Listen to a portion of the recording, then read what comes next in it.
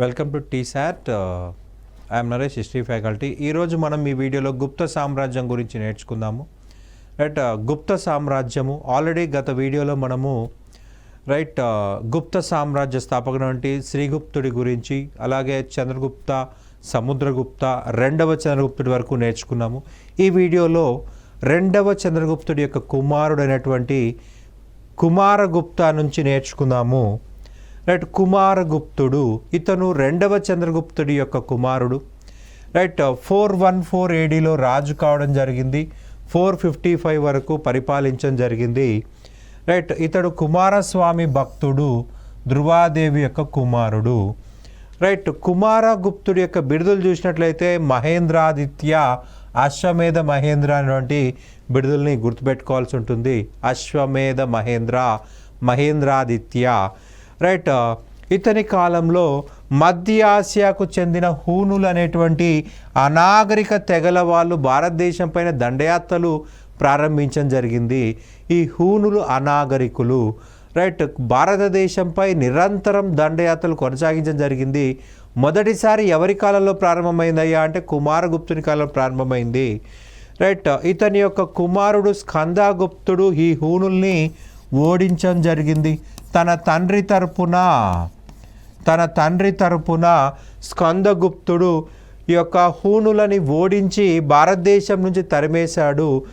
ఈ పాయింట్ మనం కంపల్సరీగా గుర్తుపెట్టుకోవాల్సి ఉంటుంది ఎగ్జామ్ పాయింట్ ఆఫ్ వ్యూలో. కుమారగుప్తుడు యొక్క కుమారుడే స్కందగుప్తుడు. తన తండ్రి తరపున స్కందగుప్తుడు హూనుల్ని ఓడించడం జరిగింది. అలాగే పుష్యమిత్రులు మధ్య భారతదేశానికి చెందినటువంటి స్థానిక తెగలు. ఈ పుష్యమిత్రులను కూడా స్కందగుప్తుడు కుమారగుప్తుడి కాలంలోనే ఓడించడం జరిగింది. అండ్ ఇంకా మోస్ట్ ఇంపార్టెంట్ వచ్చేసి క్రీస్తు శకం 427 ADలో నలంద మహాయాన బౌద్ధ విశ్వవిద్యాలయంను ప్రారంభించడం జరిగింది. నలంద, బీహార్. ఇది మహాయాన బౌద్ధ విశ్వవిద్యాలయము. ఈ విశ్వవిద్యాలయం చూసినట్లయితే భారతదేశ చరిత్రలో 3వ విశ్వవిద్యాలయంగా చెప్పాల్సి ఉంటుంది. క్రీస్తు పూర్వం 8వ శతాబ్దంలో, క్రీస్తు పూర్వం 8 లేదా 7వ శతాబ్దంలో మనకి తక్షశిల విశ్వవిద్యాలయం ప్రారంభించబడింది. తక్షశిల విశ్వవిద్యాలయం ప్రారంభించబడినది. ఇది భారతదేశ చరిత్రలోనే మొట్టమొదటి విశ్వవిద్యాలయము. ఇది లౌకిక విశ్వవిద్యాలయము. లౌకిక అంటే ఏ మతానికి సంబంధం లేనిది. దీని తర్వాత శాతవాహనుల కాలంలో నాగార్జునకొండ విశ్వవిద్యాలయం ప్రారంభమైంది. ఆచార్య నాగార్జునుడు నాగార్జునకొండ విశ్వవిద్యాలయం ప్రారంభించడం జరిగింది. నాగార్జునకొండ విశ్వవిద్యాలయం ప్రారంభించడం జరిగింది. ఇది భారతదేశ చరిత్రలో 2వ విశ్వవిద్యాలయం. అలాగే మతపరంగా చూసినట్లయితే మహాయాన బౌద్ధ పరంగా మొదటి విశ్వవిద్యాలయం. ఎందుకంటే ఇది లౌకిక విశ్వవిద్యాలయం కాబట్టి. తక్షశిల విశ్వవిద్యాలయం వచ్చేసి లౌకిక విశ్వవిద్యాలయం కాబట్టి మతపరంగా చూస్తే మొదటి బౌద్ధ విశ్వవిద్యాలయము నాగార్జునకొండ. దాని తర్వాతే నలందగా గుర్తుపెట్టుకోవాల్సి ఉంటుంది. నలంద విశ్వవిద్యాలయం 422 ADలో ఈ యొక్క కుమారగుప్తుడు ప్రారంభించడం జరిగింది. కుమారగుప్తుడు అశ్వమేధ యాగం చేయడం జరిగింది. ఈ యుద్ధాల తర్వాత మొదట హూనులను ఓడించాడు. తర్వాత పుష్యమిత్రులను ఓడించాడు. వీళ్ళని ఓడించిన అనంతరము అశ్వమేధ యాగం చేయడం జరిగింది. అశ్వమేధ యాగము చేసి అశ్వమేధ మహేంద్ర అనే బిరుదు తీసుకోవడం జరిగింది. అశ్వమేధ మహేంద్ర అనే బిరుదు తీసుకున్నాడు. అండ్ మరొక ముఖ్యమైన అంశం వచ్చేసి తన నాణాలపైన గుర్రం ముద్ర, అశ్వమేధ సింబల్గా గుర్రాన్ని ముద్రించాడు. అలాగే తన బంగారు నాణాలపైన నెమలికి మేత వేస్తున్నట్లుగా మరొక ముద్ర కూడా ఇవ్వడం జరిగింది. నెమలికి మేత వేస్తున్న మరొక ముద్ర వేశాడు. అలాగే ఈ యొక్క కుమారగుప్తుడి కాలంలో రాగి నాణాలు వచ్చేసాయి. రాగి నాణాల ప్రాధాన్యత పెరిగింది. మనకి ఈ యొక్క రాగి నాణాలు చూసినట్లయితే మనకు ఆర్థిక పతనం ప్రారంభమైందని అర్థమవుతుంది. మొదట గుప్తులు బంగారు నాణాలు ముద్రించారు. రెండవ చంద్రగుప్తుడు వచ్చేసి దాన్ని వెండి నాణాలు తీసుకొచ్చాడు, రూప్యక అనే వెండి నాణాలు.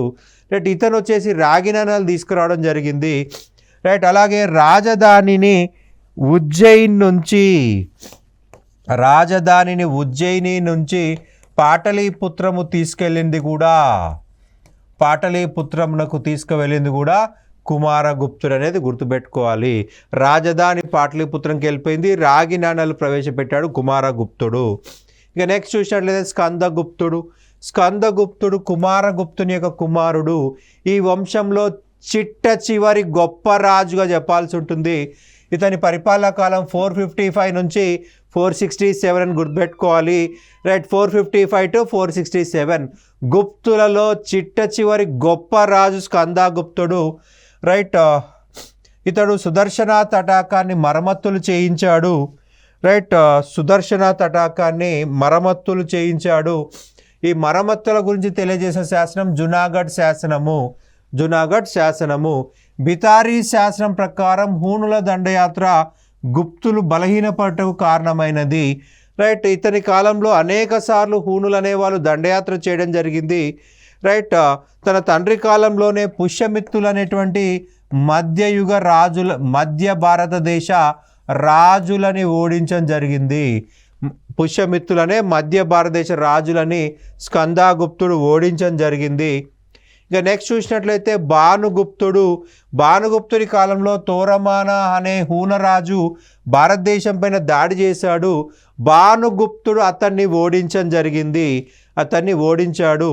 ఈ యుద్ధంలో తోరమానుని ఓడించి భానుగుప్తుడు తరిమివేయడం జరిగింది. రైట్, భారతదేశ చరిత్రలో తొలిసారిగా సతీ సహగమనం గురించి వివరించే శాసనము అంటే ఎరాన్ శాసనము. ఇక్కడ భానుగుప్త ఎరాన్ శాసనం అనేది గుర్తుపెట్టుకోవాలండి. భానుగుప్త ఎరాన్ శాసనము. ఎందుకు భానుగుప్త ఎరాన్ శాసనం అంటున్నాం అంటే మనం ఆల్రెడీ చెప్పుకున్నాము. రైట్, సముద్రగుప్తుడు ఎరాన్ ప్రశస్తినిచ్చాడు. సో అక్కడ సముద్రగుప్తుడుదా లేదా ఈ యొక్క భానుగుప్త అనే కన్ఫ్యూజన్ రాకుండా భానుగుప్తుడు ఎరాన్ శాసనం అని గుర్తుపెట్టుకోవాలి. భానుగుప్త ఎరాన్ శాసనమే తొలిసారిగా భారతదేశ చరిత్రలో సతీ సహగమనము గురించి వివరిస్తుంది. రైట్, సతీ సహగమనం అంటే భర్త చనిపోయిన అనంతరము భర్త శరీరంతో పాటు చితిమంటలో దూకడము. రైట్, మొట్టమొదటి శాసనం అంటే ఎరాన్ శాసనం, భానుగుప్త ఎరాన్ శాసనం. గ్రంథాల ప్రకారం చూసినట్లయితే ఋగ్వేదము. ఈ ఋగ్వేదంలో తొలిసారిగా సతీ సహగమన ప్రస్తావన కనిపిస్తుంది. రైట్, మనకి గ్రంథం అయితే ఋగ్వేదము, శాసనం అయితే ఎరాన్ శాసనం, భానుగుప్త ఎరాన్ శాసనము. భానుగుప్తుడి యొక్క సైనిక అధికారి గోపరాజు. ఈ గోపరాజు యుద్ధంలో మరణించడం జరిగింది. గోపరాజు యొక్క భార్య సతీ సహగమనం చేసి మరణించింది అని ఎరాన్ శాసనంలో చెప్పడం జరిగింది. రైట్, ఇక్కడ ఏం పేరు గుర్తుపెట్టుకోవాలి, భానుగుప్తుడు ఎరాన్ శాసనమే భారతదేశ చరిత్రలో తొలిసారి సతీ సహగమనం గురించి వివరించబడింది. రైట్, తర్వాత గొప్ప రాజు నరసింహగుప్త. రైట్, ఇతన్నే నరసింహ బాలాదిత్య అని కూడా అంటాం. రాజు కాకముందు బాలాదిత్య అనే పేరు ఉండేది. రాజు అయిన తర్వాత నరసింహగుప్త రాజయ్యాడు. రైట్, తోరమాన కుమారుడు మిహిరకుల గుప్తులపై దాడి చేశాడు. రైట్, ఈ నరసింహగుప్తుడు కూడా మిహిరకులని ఓడించడం జరిగింది, ఓడించి తరిమేశాడు. రైట్, ఈ యొక్క గుప్తులు చేసిన తప్పిదం ఏంటంటే ఈ యొక్క హూణులు అత్యంత కిరాతకులు. ఓడించినప్పుడు వాళ్ళని చంపేసి ఉంటే భవిష్యత్తులో దండయాత్రలు జరిగేవి కావు. కానీ వీళ్ళు క్షమించి పంపించేసేవాళ్ళు. భానుగుప్తుడు క్షమించి పంపించేశాడు తోరమానుని, నరసింహగుప్తుడు మిహిరకులను క్షమించి పంపించేశాడు. సో తిరుగుబాటులో యుద్ధంలో దాడి చేసిన వారిని చంపేసే భవిష్యత్తులో తిరుగుబాట్లు లేదా దండయాత్రలు అనేవి రావు. కానీ ఇదేమీ పట్టించకుండా క్షమించి వదిలేశారు. ఎందుకలాగా అంటే వీళ్ళు కొద్దిగా రైట్ బౌద్ధ మతం వైపు టర్న్ కావడం జరిగింది. చివరి గుప్త రాజులు బౌద్ధ మతాన్ని పోషించారు. తొలి గుప్త రాజులు వైష్ణవ మతం అయితే చివరి గుప్త రాజులు బౌద్ధ మతాన్ని. సో ఆ బౌద్ధ మత విధానం వలన వీళ్ళు క్షమించి పంపించేశారు. రైట్, ఈ వంశంలో చిట్ట చివరి రాజు విష్ణుగుప్తుడు. విష్ణుగుప్తుడి వంశంలో చిట్ట చివరి రాజుగా చెప్పాల్సి ఉంటుంది. మనకి మ్యాండసోర్ శాసనం చూసినట్లయితే మాల్వా రాజు యశోధర్ముడు గుప్తులని మరియు హూణులని నాశనం చేసినట్టుగా రాయబడి ఉంది మ్యాండసోర్ శాసనంలో. కానీ అక్కడ ఈ యొక్క విష్ణుగుప్తుడి పేరు రాయలేదు. మ్యాండసోర్ శాసనంలో విష్ణుగుప్తుడి పేరు రాయలేదు. గుప్తులను హూణులను అంతం చేసిన వాడు యశోధర్ముడు. ఇతడు మాల్వా యొక్క రాజు అని మ్యాండసోర్ శాసనంలో రాయడం జరిగింది. మ్యాండసోర్ శాసనం యొక్క రచయిత వత్సబట్టి అనేవాడు మ్యాండసోర్ శాసనాన్ని రాయడం జరిగింది.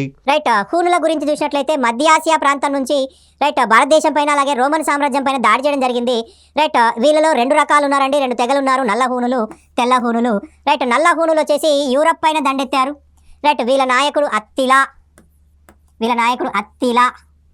రైట్. తెల్ల హూనులు భారతదేశం పైన దండెత్తారు. రైట్. తెల్ల హూనుల్లో ప్రధానమైన వాడు తోరమాన మరియు మిహిరకుల. తోరమానుని భానుగుప్తుడు ఓడించాడు. ఓడించడం జరిగింది. రైట్. మిహిరకులని నరసింహగుప్త ఓడించడం జరిగింది. మనకి ఈ హూనుల వల్ల అత్యంత ఎక్కువ నష్టం జరిగింది గుప్తులకి. రైట్. గుప్తులని బలహీనపరచడానికి కారణమయ్యారు ఈ హూనులు. వీళ్ళు వస్తూనే ఉన్నారు ఒక వరదలాగా భారతదేశం పైన ఒకరిని ఓడించి ఇంటికి వెళ్ళే లోపే మళ్ళొక దండయాత్ర వచ్చేది. వాళ్ళని ఓడించి ఇంటికి వెళ్ళే మళ్ళొక దండయాత్ర. మనకి బితారీ శాసనం చూసినట్లయితే బితారీ శాసనము ఏమన్నా అంటే స్కందగుప్తుడు ఈ హూనుల దండయాత్ర గుప్తులు బలహీనపడ్డానికి కారణమైంది. కొత్తగా సైనికులని రిక్రూట్ చేసుకునేలోపే మళ్ళీ వస్తున్నారు. ఓకే, ఇంటికి వెళ్ళిపోయి కొత్త సైనికులు రిక్రూట్ చేసిన మళ్ళీ దండయాత్ర జరుగుతుంది. ఈ గుప్తుల పైన నిరంతరం హూనుల దండయాత్ర వల్ల గుప్తులు బలహీనపడ్డారు. గుప్తులు ఓడిపోలేదు, బలహీనపడ్డారు. గుప్తుల బలహీనానికి కారణమైందనమాట. ఈ తెల్ల హూనుల్లో ప్రధానమైన వాళ్ళు తోరమాన, మిహిరకుల. ఈ హూనుల వల్ల గుప్తులు పతనానికి కారణమైంది.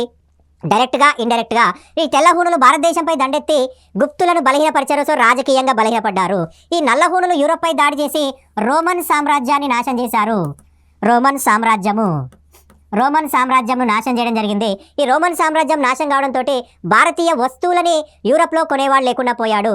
అంటే ఈ నల్ల హూనుల వల్ల ఆర్థికంగా గుప్తులపై ఆర్థిక ప్రభావం పడిందని చెప్పాల్సి ఉంటుంది. రైట్. మనకి తెల్ల హూనుల వల్ల రాజకీయంగా ప్రభావం పడింది. రాజకీయంగా నాశనం చేసేవాళ్ళు తెల్ల హూనులు, ఆర్థికంగా ఇబ్బంది పెట్టిన వాళ్ళు నల్ల హూనులు. ఇక గుప్తుల పరిపాలన చూసినట్లయితే గుప్తుల పరిపాలన కామందకుడు నీతిసారం అనే గ్రంథాన్ని రచించడం జరిగిందండి. ఈ నీతిసారం అనే గ్రంథంలో గుప్తుల యొక్క పరిపాలన గురించి వివరించడం జరిగింది. ఈ గ్రంథాన్ని గుప్తుల అర్థశాస్త్రం అని అంటారు. గుప్తుల వికేంద్రీకృత పరిపాలనకి ప్రాధాన్యత ఇచ్చారు. ఈ వికేంద్రీకృత పరిపాలన ఏందయ్యా అంటే గుప్తులు అత్యధికంగా యజ్ఞయాగాలు చేయడం జరిగింది. యజ్ఞయాగాలు చేసిన తర్వాత ఆ బ్రాహ్మణులకి భూదానాలు ఇవ్వడం జరిగింది. సో భూమిని దానం చేయడం అంటే పూర్తి హక్కుని కోల్పోవడమే. సో వాళ్ళు వాళ్ళ ప్రాంత నిర్వహణ కోసం సైన్యం నిర్వహించుకున్నారు. భూస్వామ్య వ్యవస్థ బలపడింది.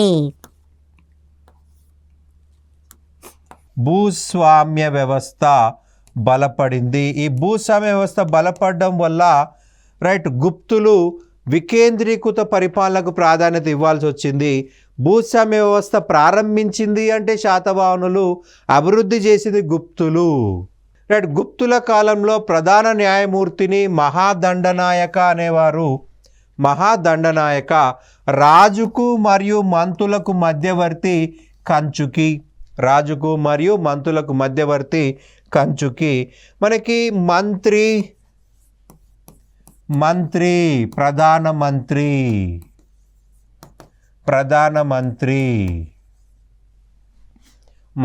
ప్రధానమంత్రి బలాధికృత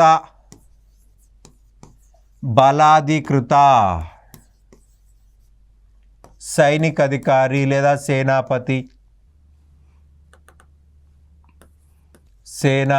లేదా సైనికాధికారి. రైట్. సంధి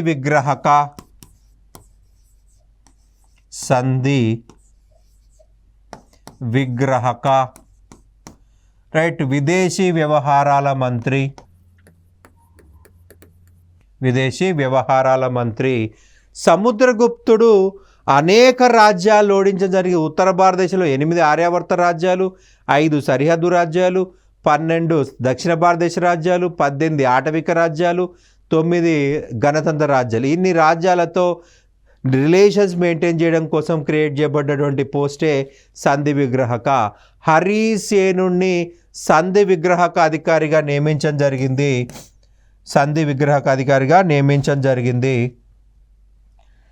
కట్టుక గజదళాధ్యక్షుడు,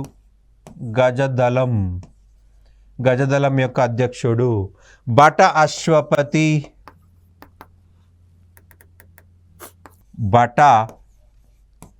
అశ్వపతి, పేరులోనే మనకు అశ్వం కనిపిస్తుంది. గుర్రాల దళం అధ్యక్షుడు, గుర్రాల దళం యొక్క అధ్యక్షుడు బట అశ్వపతి. రైట్. శౌక్లిక, పన్నుల వసూలు చేసే అధికారి, శౌకిక. రైట్. మనకి ప్రతిహార కోట సంరక్షకుడు, కోట యొక్క సంరక్షకుడు. ఇటువంటి మనకు ముఖ్యమైనటువంటి అధికారులు ఉన్నారన్నమాట. రైట్. పరిపాలనా సౌలభ్యం కోసం గుప్తులు రాజ్యమును భుక్తులుగా విభజించడం జరిగింది. భుక్తులని విషయాలను గ్రామాలుగా విభజించారు. రాజ్యాన్ని భుక్తులని విషయాలని గ్రామాలుగా విభజించడం జరిగింది. భుక్తులు. ఉపారిక అనే అధికారిగా నియమించడం జరిగింది. విషయానికి అధిపతి విషయపతి, గ్రామానికి అధిపతి గ్రామణి. తీరభుక్తి, నాగభుక్తి, అహీచత్ర భుక్తి ఇవన్నీ కొన్ని రాష్ట్రాలు. ఇంకా నెక్స్ట్ చూసినట్లయితే ఆర్థిక వ్యవస్థ. వీరి కాలంలో సాధారణంగా 1/6 వంతు పన్నులు వసూలు చేశారు. భూమి శిస్తుని భాగభోగకార అని పిలవడం జరిగింది. భాగభోగకార. క్లిప్త కొనుగోలు పన్ను, ఉపక్లిప్త అమ్మకం పన్ను, ఉద్రాంగ రైతులు చెల్లించే నీటి పన్ను. రైట్. వ్యవసాయానికి నీళ్లు చెరువుల నుంచి కానీ నదుల నుంచి కానీ తీసుకున్నప్పుడు రాజుకు చెల్లించవలసిన ట్యాక్సే ఉద్రాంగ. రైట్. మనకి హాలీవాకర నాగలిపై చెల్లించే పన్ను. నాగళ్ళు కొంతమంది నిర్వహిస్తారు. నాగలిని వాడుకున్నందుకు రైతులు వాళ్ళకు జీతం చెల్లిస్తారు. ఆ యొక్క ప్రొఫెషన్ ఎవరైతే మెయింటైన్ చేసి డబ్బులు సంపాదిస్తారో వాళ్ళంతా కూడా చెల్లించాల్సిన పన్ను. ఇది ఒక రకమైనటువంటి ఇన్కమ్ ట్యాక్స్ అన్నమాట. నాగలితో దున్నిన దానికి జీతం తీసుకునే వాళ్ళు, వేతనం తీసుకునే వాళ్ళు కట్టవలసిన ఆస్తి పన్నే హాలీవాకర. వతభూత గ్రామంను శుద్ధి చేయడానికి వసూలు చేసే పన్ను. ఒక్కోసారి మనకి గ్రామాల్లో రోజుకొక వ్యక్తి చనిపోతూ ఉంటాడు. చాలామంది ఏమనుకుంటారు, అప్పుడు ఈ గ్రామానికి దయ్యం పట్టింది లేదా చీడపీడలు పట్టాయి, సో వాటిని శుద్ధి చేయాలంటే రైట్ ఒక మంత్రగాడు కావాలి. మంత్రగానికి ఇచ్చే జీతమే వతభూత. గ్రామాన్ని శుద్ధి చేయడం కోసం వసూలు చేసే పన్ను. రైట్. అలాగే ఇక నాణ్యాల విషయంకి వచ్చినట్లయితే బంగారు నాణ్యంను దినార్ అంటారు, వెండి నాణ్యంను రూప్యక అని అంటారు. బంగారు నాణ్యంను దినార్ అని చెప్పేసి, వెండి నాణ్యంను రూప్యక అని చెప్పేసి చెప్పడం జరుగుతుంది. రైట్. వీరి కాలంలో కౌరీలు అనే నాణ్యం గురించి పాహియాన్ తన గ్రంథంలో తెలియజేయడం జరిగింది. అత్యధికంగా చలామణిలో ఉన్న నాణాలు కౌరీలు అని చెప్పేసి చెప్పాడు పాహియాన్. అవే గవ్వలతో చేయబడినవి. రైట్. గుప్తుల కాలంలో భూ సర్వేల గురించి తెలియజేస్తున్న శాసనం అంటే ప్రభావతి గుప్తా పూణే తామ్రశాసనము. తామ్రశాసనంలో గుప్తులు భూమిని సర్వే చేసి సర్వే ఆధారంగా పన్నులు వసూలు చేశారని రాయడం జరిగింది. సో దీన్ని బట్టి మనం ఏం అర్థం చేసుకోవచ్చు అంటే గుప్తుల కాలంలో తొలిసారి భూమి సర్వే ప్రారంభమైంది. భారతదేశ చరిత్రలో తొలిసారి భూమిని సర్వే చేసింది ఎవరయ్యా అంటే గుప్తులు. సోర్స్ ఏందయ్యా అంటే ప్రభావతి గుప్తా జారీ చేసిన పూనా తామ్రశాసనము. రైట్. పహాడ్పూర్ శాసనం ప్రకారము రాజు రాజ్యంలోని వ్యవసాయ భూమి అంతటికీ యజమాని అని తెలియజేయడం జరిగింది. ఈ పహాడ్పూర్ శాసనాన్ని జారీ చేసిన రాజు బుధగుప్త. ప్రస్తుతం ఈ పహాడ్పూర్ అనేది బంగ్లాదేశ్కి వెళ్ళిపోయిందండి. బంగ్లాదేశ్లో ఉంది. అండ్ ఆ కాలంలో భారతదేశమే కాబట్టి మనము గుర్తుపెట్టుకోవాల్సి ఉంటుంది. ప్రస్తుతం బంగ్లాదేశ్కి వెళ్ళిపోయింది. పహాడ్పూర్ శాసనం ప్రకారము రాజ్యంలోని వ్యవసాయ భూములన్నిటికీ కూడా రాజే యజమాని. అంటే రైతులందరూ కౌలుదారులే. రైట్, రైతులందరూ తప్పనిసరిగా పన్నులు చెల్లించాల్సిందే. వీరి కాలంలో భారతదేశంలో నీటిపారుదల సౌకర్యాల కోసము అరగట అనే యంత్రాలను వాడేవాళ్ళు. అరగట అనేటువంటి యంత్రాలని ఉపయోగించడం జరిగింది. గుల్మికా అనే భూస్వామిని గుల్మ పైన అధికారిగా నియమించేవారు. మనకి గుల్మికా పోస్టు చూసినట్లయితే దేశం యొక్క సరిహద్దుల్లో రైట్ శత్రు దండయాత్రల నుంచి కాపాడడం కోసము నిర్వహించబడింది. దేశం యొక్క సరిహద్దు అంటే ఆ రాజు యొక్క కంట్రోల్లో ఉన్న ప్రాంతమే దేశము. గుప్త సామ్రాజ్యం యొక్క సరిహద్దుల్లో ఒక 10 గ్రామాలు 20 గ్రామాలు ఈ గుల్మికకి ఇస్తారు. ఆ 20 గ్రామాల్లో వసూలైన పన్నులతోటి సైన్యము నిర్వహించి సరిహద్దుల్లో దండయాత్రలు పైన ఆపాల్సి ఉంటుంది. దండయాత్రల పట్ల పోరాడాల్సి ఉంటుంది. రైట్, దండయాత్రలు వస్తున్నప్పుడు అతను అడ్డగించి రాజుకి సమాచారం చేరవేయాలి. ఆ దండయాత్రలో ఇతను గెలవడం కోసమే 10 గ్రామాలు 20 గ్రామాలు అతనికి ఇవ్వడం జరుగుతుంది. వీళ్ళే తర్వాత కాలంలో బలమైన భూస్వాములుగా తయారైపోయారు. రైట్, మనకి ఇక సామాజిక వ్యవస్థ చూసినట్లయితే సమాజంలో పితృస్వామిక వ్యవస్థ అమల్లో ఉండేది. రైట్, కుటుంబానికి పెద్ద తండ్రి, సతీ సహగమనం, బహుభార్యాత్వము, దేవదాసి వంటి దురాచారాలు కనిపిస్తున్నాయి.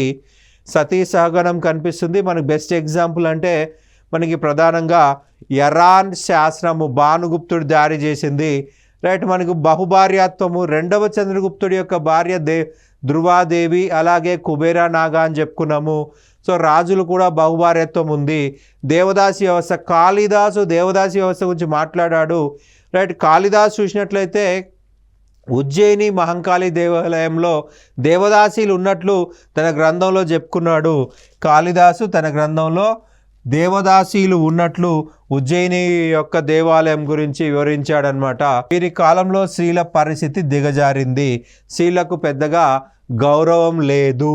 ముద్రా రాక్షసం అనే గ్రంథం ప్రకారం అత్యధిక దేవదాసీలు పండుగ సమయంలో రాజధాని వీధుల్లో తిరిగేవారని, ఉజ్జయిని మహంకాళి దేవాలయంలో కూడా ఉండేవారని తెలియజేశాడు. దేవదాసి వ్యవస్థ గురించి తెలియజేస్తున్న తొలి శిలా శాసనం రామ్గర్ శాసనం, మధ్యప్రదేశ్. రైట్, మనకి ఏ ప్రాంతంలో దొరికితే ఆ ప్రాంతం పేరే ఆ శాసనానికి పెట్టడం జరుగుతుంది. మధ్యప్రదేశ్లోని రామ్గర్ అనే ప్రాంతంలో దొరికింది కాబట్టి రామ్గర్ శాసనం అని చెప్పేసి అంటున్నాము. రైట్, ఇది 1వ శతాబ్దం సంబంధించిందండి. దేవదాసి వ్యవస్థ గురించి తెలియజేసిన తొలి శిలాశాస్త్రం అంటే రామ్గర్ శాసనము, రామ్గర్, మధ్యప్రదేశ్. ఇంకా నెక్స్ట్ సాహిత్యం గురించి చూసినట్లయితే చాలా గొప్పగా సాహిత్యం అభివృద్ధి చెందింది. రైట్, అత్యధికంగా అనేక గ్రంథాలు రాయడం జరిగింది. రైట్, సంస్కృత భాష ప్రాకృత భాషలో అనేక రచనలు వచ్చాయి. అనేక రచనలు చేయడం జరిగింది. గుప్తుల కాలంలో నవరత్నాలతో పాటు అనేక మంది రచయితలు, ఖగోళ గణిత శాస్త్రవేత్తలు జీవించేవారు. రైట్, నవరత్నాల్లో మొదటి వ్యక్తి కాళిదాసు అనేక నాటకాలు రాశాడు. అందులో ముఖ్యమైనవి అభిజ్ఞాన శాకుంతలం, శకుంతల దుష్యంతుల ప్రేమ కావ్యము, ప్రేమ నాటకము, విక్రమ ఊర్వశీయము, మాలవికాగ్నిమిత్రం. ఈ 3 కూడా కాళిదాసు రాసినటువంటి నాటకాలు. అభిజ్ఞాన శాకుంతలం అనే నాటకాన్ని ఆంగ్లంలోకి అనువదించింది విలియం జోన్స్ అనువదించాడు. రైట్, అలాగే కాళిదాసు తన గ్రంథంలో తనకి అనేక గ్రంథాలు రాశాడండి. ఇంకా కూడా ప్రధానంగా చూసినట్లయితే 3 నాటకాలతో పాటుగా రైట్ ఋతు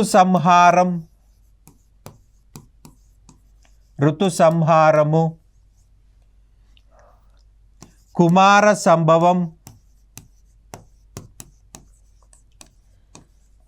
సంభవము, మేఘ సందేశం మరియు రఘువంశము, రామాయణం పైన రాయబడిన వ్యాఖ్యానము. ఇవి కాళిదాసు రాసిన ప్రముఖ గ్రంథాలు. రైట్. ఇక వరాహమిహిరుడు చూసినట్లయితే బృహత్ సంహిత, బృహత్ జాతక, పంచ సిద్ధాంతిక, లఘు జాతక. బృహత్ సంహిత అనేది బృహత్ కథ ఆధారంగా రాయబడింది. భారతదేశంలోని వివిధ సైన్స్ బ్రాంచెస్ పైన బృహత్ సంహిత రాయడం జరిగింది. జ్యోతిష్యం పైన రాయబడిన గ్రంథము పంచ సిద్ధాంతిక. అమరసింహుడు అమరకోశం అనే గ్రంథం రాయడం జరిగిందండి. భారతదేశ చరిత్రలో మొదటి సంస్కృత నిఘంటువు అమరకోశము. రైట్. వరరుచి ప్రాకృత ప్రకాశిక అనే గ్రంథాన్ని రచించాడు. వరరుచి ప్రాకృత ప్రకాశిక అనే గ్రంథాన్ని ప్రాకృత భాషలో రాయడం జరిగింది. ధన్వంతరి ఆయుర్వేద నిఘంటువును రచించాడు.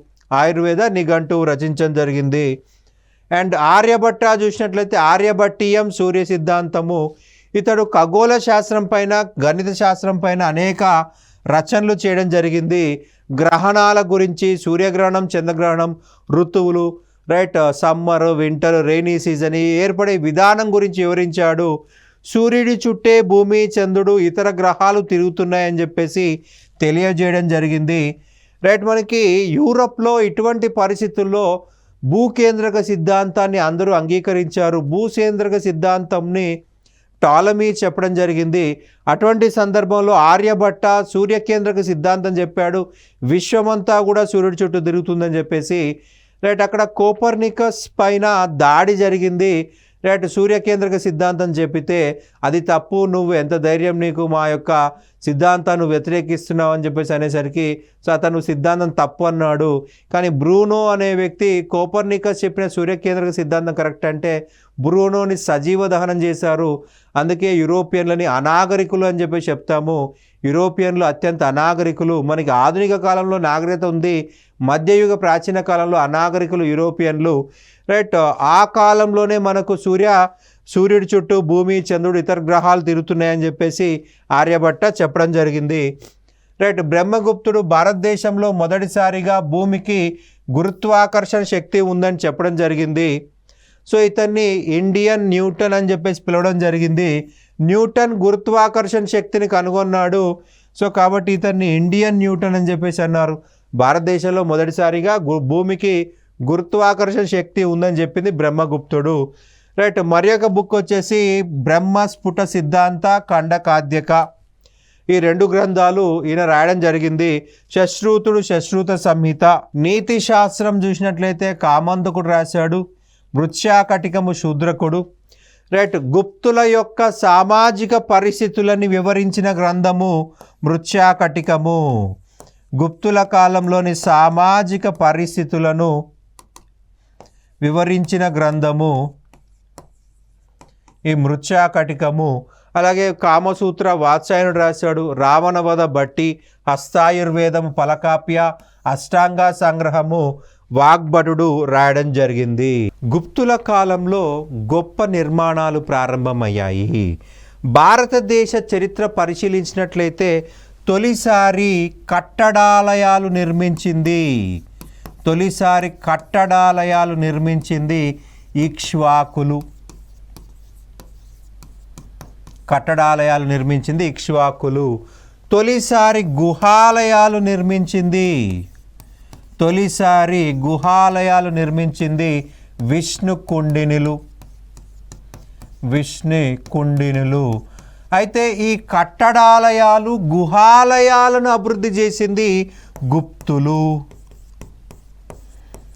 ఈ కట్టడాలయాలను గుహాలయాలు అభివృద్ధి చేసింది గుప్తులు. మనకి కట్టడాలయాలు ప్రారంభించింది ఇక్ష్వాకులు, గుహాలయాలు ప్రారంభించింది విష్ణుకుండినులు, అభివృద్ధి చేసింది గుప్తులు. మనకి ప్రధానంగా చూసినట్లయితే అజంతా ఎల్లోరా బాగ్ మధ్యప్రదేశ్, అజంతా ఎల్లోరా మహారాష్ట్ర అనేక గుహాలయాలు నిర్మించబడింది. కట్టడాలయాలకు గుహాలయాలకు తేడా ఏంటయ్యా అంటే మనకి గుహ అనుకోండి, కొండ అలాగే ఉంటుంది, సైడ్ నుంచి కట్ చేస్తారు. బేస్మెంట్ అలాగే ఉంటుంది, దాన్ని గుహాలయం అంటాం.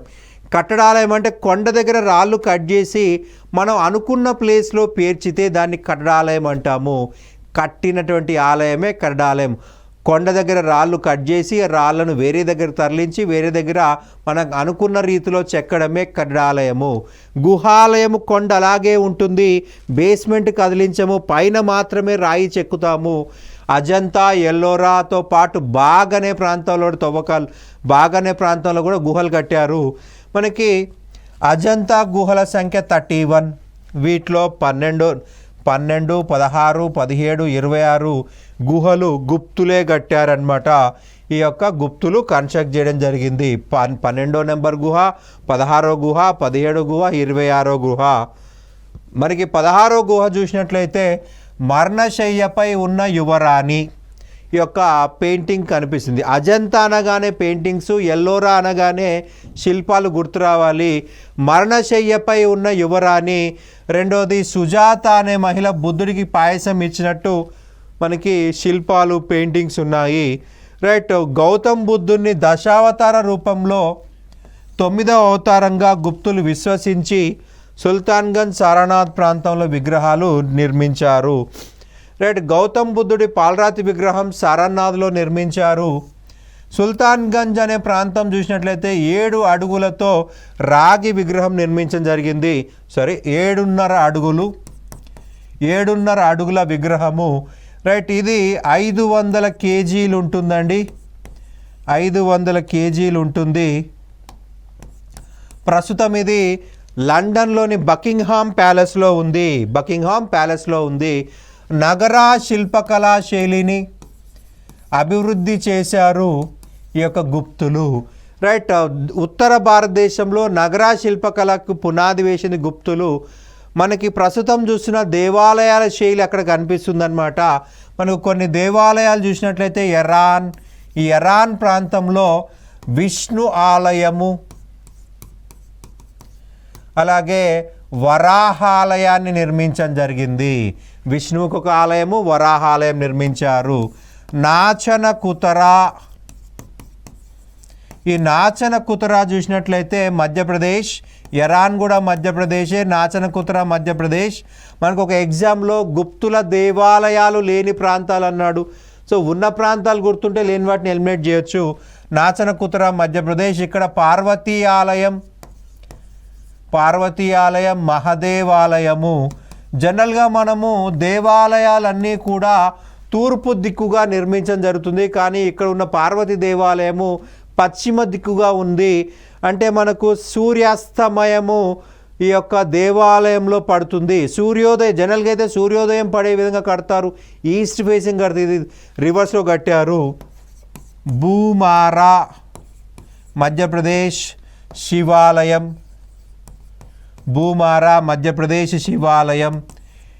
తిగవా మధ్యప్రదేశ్, కంకాళీ దేవాలయం. రైట్. దేవ్ఘర్ ఉత్తరప్రదేశ్, దశావతారాలయం. విష్ణు యొక్క 10 అవతారాలను ఇక్కడ శిల్పాల రూపంలో చెక్కడం జరిగింది. రైట్. ఈ కాలంలో శైవ మతము మరియు వైష్ణవ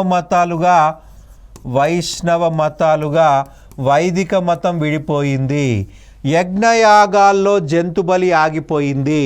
ఇంతకుముందు యజ్ఞయాగాల్లో జంతుబలి ఉండేది, ఇక్కడ జంతుబలి ఆగిపోయింది. వైదిక మతము శైవ మతంగా, వైష్ణవ మతంగా విడిపోయింది. శివుణ్ణి పూజించిన మతం శైవ మతం, విష్ణువుని పూజించిన మతం వైష్ణవ మతము. శివునికి దేవాలయాలు, విష్ణువుకి దేవాలయాలు నిర్మించారు. రైట్. జంతుబలి ఆగిపోయింది, యజ్ఞయాగాల్లో జంతుబలి ఆపేశారు, అహింస వచ్చేసింది. సో కొన్ని సెక్షన్స్ వాళ్ళు వెజిటేరియన్స్గా గుప్తుల కాలంలో కావడం జరిగింది. ఇది మనకి గుప్తుల యొక్క సమాచారము. మనం ఈ యొక్క టాపిక్లో గుప్తుల యొక్క సామాజిక ఆర్థిక పరిస్థితులు, రైట్, వివిధ గ్రంథాల గురించి నేర్చుకున్నాము, అలాగే ఖడ్డాల గురించి నేర్చుకున్నాము. ఇవి మన ఎగ్జామ్ పాయింట్ ఆఫ్ లో చాలా చాలా ఇంపార్టెంట్ అండి, ఖచ్చితంగా గుర్తుంచుకోవాలి. Thank you.